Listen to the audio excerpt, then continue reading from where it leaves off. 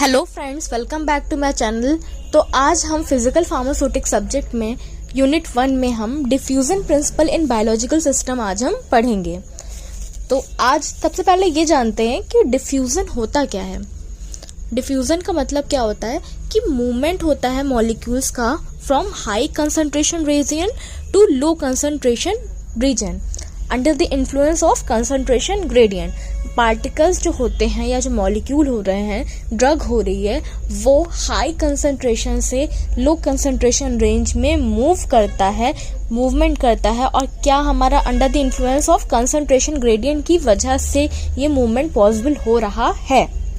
दूसरी भाषा में कहा जाए तो हम ये कहेंगे कि mass transfer of individual molecule of substance caused by random molecular motion associated with the driving force such as concentration gradient. Drug particles का इंडिविजुअल जो मॉलिक्यूल्स हैं उनका मास ट्रांसफर हो रहा है। कैसे हो रहा है? जब ड्रग के मॉलिक्यूल्स जो हैं वो रैंडमली मूव कर रहे हैं, उस वजह से इधर से इधर ड्रग के पार्टिकल्स का मास ट्रांसफर हो रहा है। और क्यों हो रहा है? क्योंकि हमारी ड्राइविंग फोर्स उसमें इंक्लूडेड है। तो ये डिफ्यूजन आप बेसिक समझ गए कि high concentration to low concentration region under the influence of concentration gradient particles का मूवमेंट हो रहा है। हाई से लो की तरफ पार्टिकल्स का मूवमेंट आप डायग्राम में देख सकते हो। हमने क्या दिखाया, इधर आपके लेफ्ट साइड पे हाई कंसंट्रेशन के पार्टिकल्स थे और लेफ्ट राइट साइड पे क्या है, लो कंसंट्रेशन के पार्टिकल्स हैं। अपने आप पार्टिकल्स का high concentration to low concentration movement हो रहा है कंसंट्रेशन ग्रेडियंट की वजह से। कंसंट्रेशन ग्रेडियंट मीन्स उनमें जो डिफरेंस इन कंसंट्रेशन है उसकी वजह से पार्टिकल्स का इधर से इधर मूवमेंट चल रहा है। अब इसके बारे में हम डिफ्यूजन की फार्मास्यूटिकल एप्लीकेशंस जानते हैं। फार्मास्यूटिकल साइंस में कहाँ कहाँ अप्लाई किया जाता है। तो सबसे पहली बात तो release of drug from doses form. Doses form से ड्रग को रिलीज करने के लिए भी हम डिफ्यूजन यूज़ करते हैं। डिफरेंट हमारे यूनिवर्सिटीज हर जगह होता है। डिफ्यूजन से हम क्या देख रहे हैं, अगर हमें पर्टिकुलर ड्रग का पर्टिकुलर चीज़ों का डिफ्यूजन पता चल जाएगा तो हम ये पता कर लेंगे कि ड्रग कितनी देर में आपका जो है वो डोजेस फॉर्म से रिलीज हो रहा है। बॉडी के अंदर जाने के बाद कितनी देर में वो रिलीज हो रही है अपनी ड्रग। दूसरी बात, ultra filtration, micro filtration, dialysis, haemodialysis, इन सब में भी डिफ्यूजन बहुत ज़्यादा एप्लीकेबल है।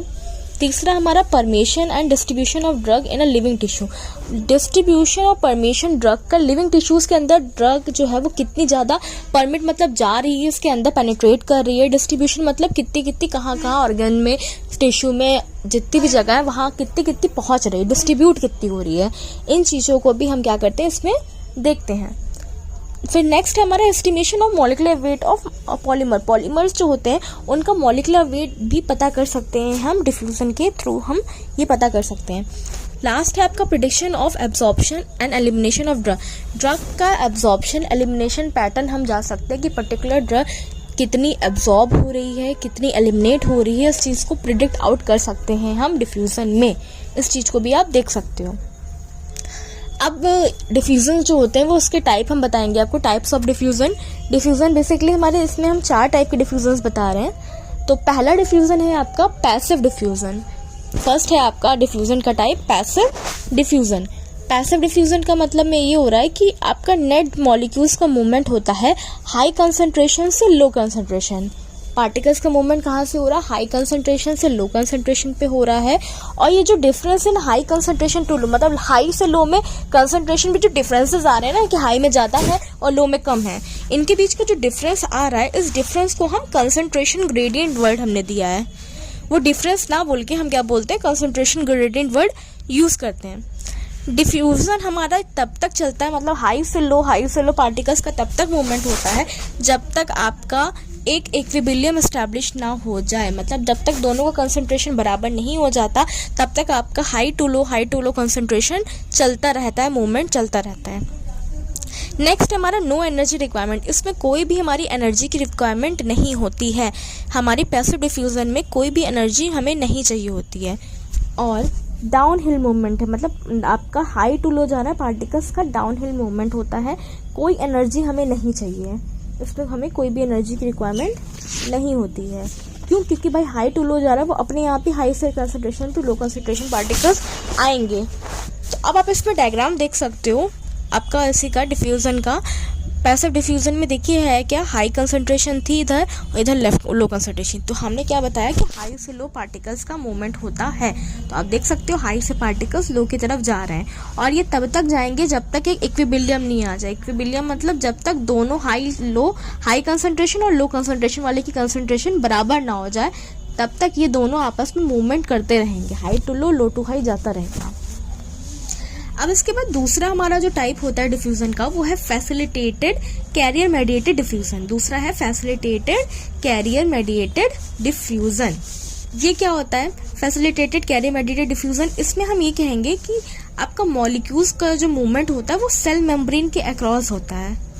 ऊपर भी सेल मेम्ब्रेन थी, इसमें भी फैसिलिटेटेड वाले में भी क्या हो रहा है, आपके सेल मेम्ब्रेन के अक्रॉस पार्टिकल्स का मूवमेंट हो रहा है। ठीक हो क्या रहा है, बस एक ये है कि कैरियर प्रोटीन्स लगे होते हैं, उन कैरियर प्रोटीन की सहायता से पार्टिकल्स हाई कंसंट्रेशन से लो कंसंट्रेशन की तरफ मूव कर रहे हैं।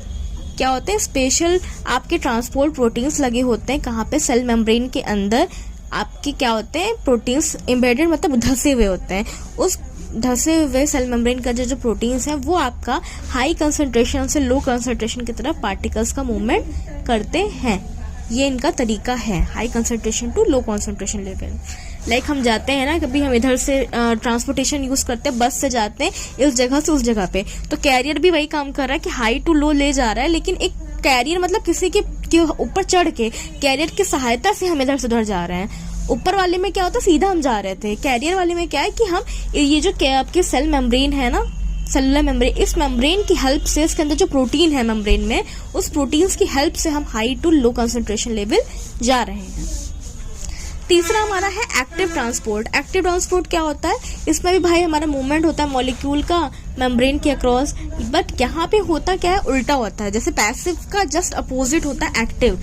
यहाँ पे जो पार्टिकल्स का मूवमेंट होता है वो low concentration to high concentration level होता है। पैसिव का जस्ट उल्टा, कि इसमें क्या होता है, मेम्ब्रेन के अक्रॉस मूवमेंट होगा, लेकिन कहाँ से कहाँ मूवमेंट होता है, लो कंसंट्रेशन से हाई कंसंट्रेशन की तरफ पार्टिकल्स का मूवमेंट होता है। और इसमें against the concentration gradient movement चलता है, मतलब कंसंट्रेशन ग्रेडियंट के साथ में ना जाके हम उल्टा चल रहे हैं। और ये क्या होता है, अप हिल्ड मूवमेंट होता है हमारा। हम क्या कर रहे हैं, लो कंसंट्रेशन से हाई कंसंट्रेशन रेंज की तरफ जा रहे हैं, हमारा अप हिल्ड मूवमेंट है और अगेंस्ट द कंसंट्रेशन ग्रेडियंट ये काम हमारा हो रहा है। फोर्थ हमारा क्या होता है, फिल्ट्रेशन। फिल्ट्रेशन में क्या होता है, मूवमेंट होता है सॉल्वेंट का या सॉल्यूट का, जो क्या होता है influence by hydraulic pressure. Hydraulic pressure के मूवमेंट से हम ये देखते हैं कि आपका सॉल्वेंट और सॉल्यूट का मूवमेंट कैसे हो रहा है, फिल्ट्रेशन के थ्रू हम ये देखते हैं। अब हम क्या बताएंगे, तो हमने आपको टाइप्स बता दिए फिल्ट्रेशन की, कितने टाइप्स थे, 4 टाइप्स थे हमारे। नेक्स्ट अब हम आपको बताएंगे कि लॉज क्या होते हैं डिफ्यूजन के। डिफ्यूजन के हमारे लॉज कौन कौन से होते हैं, तो 2 हमारे लॉज हैं, फिक्स का first law of diffusion, fix second law of diffusion. Fix first law, fix second law. Fix first law क्या कहता है, फिक्स फर्स्ट लॉ ये कहता है कि जो डिफ्यूजन फ्लक्स होता है, जो ड्रग का डिफ्यूजन जितना हो रहा है, कितने अमाउंट में हो रहा है, वो आपका डायरेक्टली प्रोपोर्शनल होता है कंसंट्रेशन ग्रेडियंट के। ठीक, under the assumption of study eight diffusion, मतलब हमारी जो कंडीशन रहेगी वो स्टडी स्टेट की रहेगी डिफ्यूजन की। उस कंडीशन पे हमारा जो ड्रग का फ्लक्स होता है वो कंसंट्रेशन ग्रेडियंट के डायरेक्टली प्रोपोर्शनल होता है। तो हमने क्या बताया कि diffusion flux is directly proportional to concentration gradient, मतलब जे जो होता है is directly proportional to concentration gradient. तो जे बराबर minus D DC by D X. DC by D X क्या है हमारा, कंसंट्रेशन ग्रेडियंट। और यहाँ जो डी आपका कांस्टेंट आ गया, डी कांस्टेंट को हम डिफ्यूजन कोफिशिएंट बोलते हैं, और जे हमारा डिफ्यूजन फ्लक्स था। ये तो फर्स्ट लॉ हो गया। अब सेकेंड लॉ क्या कहता है, फिक्स सेकेंड लॉ क्या कहता है, फिक्स सेकेंड लॉ ये कहता है कि आपका कंसंट्रेशन में जो चेंज आएगा टाइम के साथ में पर्टिकुलर रीजन में, वो आपका डायरेक्टली प्रोपोर्शनल होता है change in the concentration at a point. ये जो आपका कंसंट्रेशन में चेंज आ रहा है टाइम के साथ में, वो प्रोपोर्शनल होता है change in concentration at that point. उस पर्टिकुलर पॉइंट पे जो है उस पर डिपेंड करता है, मतलब डीसी बाई डी टी बराबर minus D J upon D x. ये हमारा फिक्स का सेकेंड नियम कहता है। ये 2 हमारे क्या थे, लॉज ऑफ डिफ्यूजन था। अब इसके बाद हम ऑपरेटर्स के बारे में बात करेंगे कि जो डिफ्यूज़न है उसको मेज़र कैसे करते हैं। तो मेज़रमेंट ऑफ डिफ्यूज़न को मेज़रमेंट कैसे करते हैं, तो हमारा ऑपरेटर्स है Franz diffusion cell. Franz diffusion cells के थ्रू हम क्या करते हैं, अपना डिफ्यूज़न मेज़र करते हैं। ऑपरेटर्स आप देख सकते हो, ऑपरेटर्स क्या है। ऑपरेटर्स में देखिए ऊपर डोनर वाला कंपाउंड लगे, डोनर मतलब चैम्बर है, नीचे वाला रिसेप्टर चैम्बर है। डोनर चैम्बर में ऊपर हम डोनर कंपाउंड रखते हैं, नीचे वाला जो है रिसेप्टर चैम्बर है, यहाँ पे हम एक आपकी लंबी सी ट्यूब दिख रही है, इसमें हम सैम्पलिंग पोर्ट है, सैंपल रखते हैं। इधर लेफ्ट साइड पे हीटिंग सर्कुलेटर, यहाँ से हीटिंग होती है। फिर आपका स्टिर बार लगा जहाँ से क्या होता है, मूवमेंट होता है। इन दोनों के बीच में, डोनर रिसेप्टर के बीच में एक पतली सी झिल्ली टाइप की है, उससे हम बोलते हैं मेम्ब्रेन बोलते हैं। और लास्ट में नीचे क्या है, हमारी वाटर जैकेट लगी हुई है। अच्छा देखो ये है क्या, इसको जो अगर हम वर्किंग जाने, कंस्ट्रक्शन जाने, तो ये जो आपका फ्रांस डिफ्यूजन सेल होता है वो हमारे दो चैम्बर्स होते हैं, एक डोनर और एक रिसेप्टर। ये दोनों चैम्बर्स जो होते हैं, डोनर और रिसेप्टर, ये दोनों आपस में मेम्ब्रेन से अलग अलग है। मेम्ब्रेन के थ्रू ये दोनों चीज़ें क्या है, अलग अलग हैं। जो डोनर चैम्बर होता है कि मतलब ऊपर वाले की बात करें, डोनर चैम्बर में क्या होता है, हम नोन कंसंट्रेशन ऑफ सॉल्यूट को रखते हैं। जो कंसंट्रेशन हमें पता है सॉल्यूट की, नोन कंसंट्रेशन, उसको हम डोनर वाले कंपाउंड में रखते हैं। और जो नीचे वाला है रिसेप्टर कंपाउंड है, वहाँ पे हम वो फ्लूइड रखते हैं जिसको हमें एनालाइज करना है, जिसका हमें डिफ्यूजन पता करना है, या जैसे रेगुलर इंटरवल ऑफ टाइम पे हमें एनालाइज करना, निकालना है। रिसेप्टर चैम्बर में हम वाला सैंपल, अननोन सैंपल रखते हैं।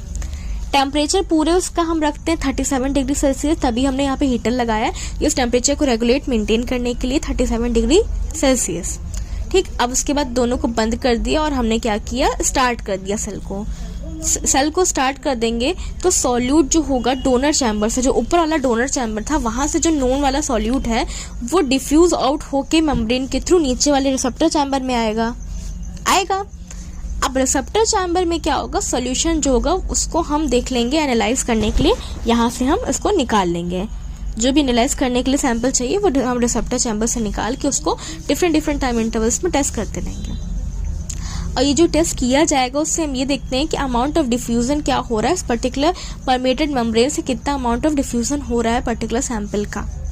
तो सोल्यूशन जिसको रिसेप्टर सैंपल पे आता है उसको हम न्यू सोल्यूशन से हर सैम्पलिंग के बाद में अलग करते रहेंगे। मतलब एक डाला, फिर दोबारा देखा, फिर करा, फिर देखा, इस तरीके से हम सैंपल को भी हमेशा चेंज करते रहेंगे इसके अंदर। तो ये आपका क्या था, Franz diffusion cell for the determination of diffusion को निकालने के लिए फ्रांस डिफ्यूजन सेल का हमने यूज किया। तो फ्रेंड्स आज के लिए डिफ्यूजन में इतना ही। हम नेक्स्ट वीडियो में फिर से मिलते हैं। अगर आपको ये वीडियो अच्छी लगी तो इसे लाइक करें, अपने फ्रेंड्स के साथ शेयर करिएगा। तब तक के लिए keep learning, keep listening. Thank you.